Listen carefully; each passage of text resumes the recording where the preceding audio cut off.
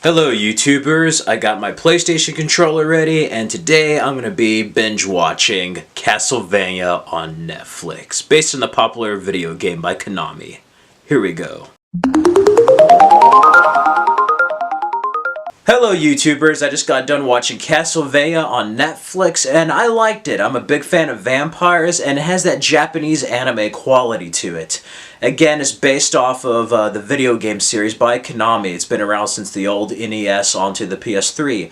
And yeah, I liked it. It had the style of like the 80s cartoons as well, with like G.I. Joe or heavy metal and stuff like that. My only con with this series right now, it's the first season, I only have one con with it. I'm going to get it out of the way. It's too short. The show is way too short. It's only 4 episodes and they run from like a 22-minute to a 26-minute running time length.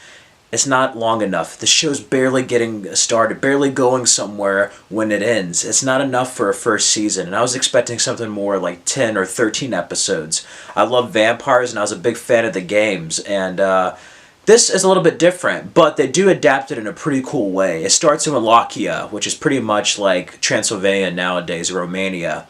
And it's about Dracula, this woman who's like a scientist, comes into Dracula's castle and she basically seeks his knowledge. She knows he's an immortal vampire. She wants to learn from him. So she pretty much becomes his wife, and the prologue starts with the church burning her, declaring her to be a witch. Dracula is too late to save her, and from there, it's pretty much kind of like Bram Stoker's Dracula by Francis Ford Coppola. He wreaks havoc on every human. Every human is not innocent in his eyes. They killed his wife, they killed the woman he loves, and he wants revenge. So that's how the show starts, that catalyst right there of them killing his wife and Dracula being the main antagonist. Which is also cool because in the video games he did a lot of screwed up stuff. A lot of the boss battles and stuff, a lot of the creatures, and you don't really know the motivations of why. He's just a monster. This one, they added a level of humanity, a level of emotional heartbreak to his actions, to the reason why he's so monstrous. He embraces that role as the dark prince, so to speak, as this Dracula figure that everybody fears, that they think are just legends, but it's in fact real.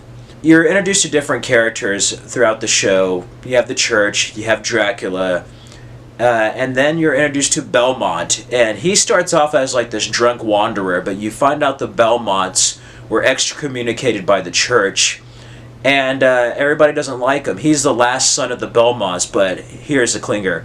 The Belmonts are vampire hunters, and he hears news about Dracula attacking people.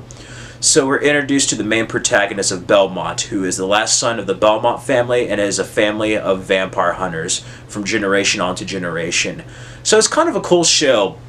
I won't really delve into too many spoilers at all. You're just going to have to see it because it's short enough for you to just go binge watch it for about 90 minutes and it'll be okay, but I like it. I like how it sets up all the characters. I like how it sets up motivation for the antagonist. You see why he's doing this. And you're kind of with him on this. You're like, yeah, if they burned the woman I loved, I would probably rain hell and have rain come out of the skies and bats eat people's flesh off too.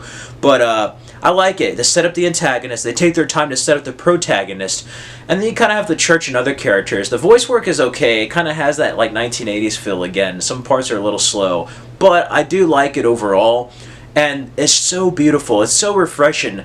I mean, you see Japanese animes, but it has that, again, heavy metal 80s vibe to it. I haven't seen a 2D cartoon like this in a very long time, and I really, really miss it. I miss seeing more stuff like this. It reminds me of the good old days where we used to have different stuff like Ghost in the Shell or Akira.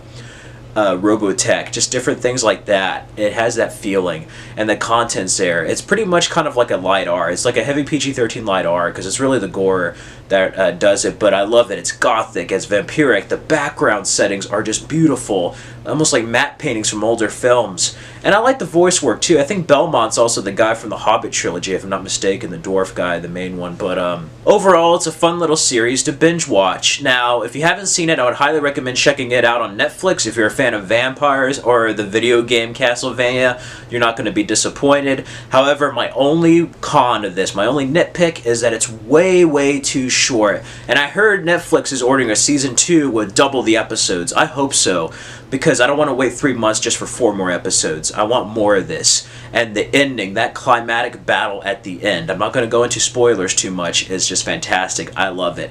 Had that kind of Highlander sort of Vengeance Final Fantasy feel to it, but it ties more into the video game of Castlevania at the end. You'll see some familiar faces besides Belmont from the video games in the end of the series. So what do I give Castlevania? I give Castlevania a 4.5 out of 5. It is phenomenal. It's almost perfect. There's just some moments that are a little bit more slow, and I wish it was longer. But overall, not a bad little show to binge watch if you are running out of time or just need something extra to watch during the weekend. Go check it out on Netflix. That is my binge review. Everybody out there, have a great day. And yeah, stay tuned for my upcoming reviews. I'm going to be reviewing War for the Planet of the Apes and the Dark Knight trilogy, as well as some other binge reviews. I have to binge watch some more shows, so we'll be going over The Ranch and From Dusk Till Dawn, the series. Have a great day, guys.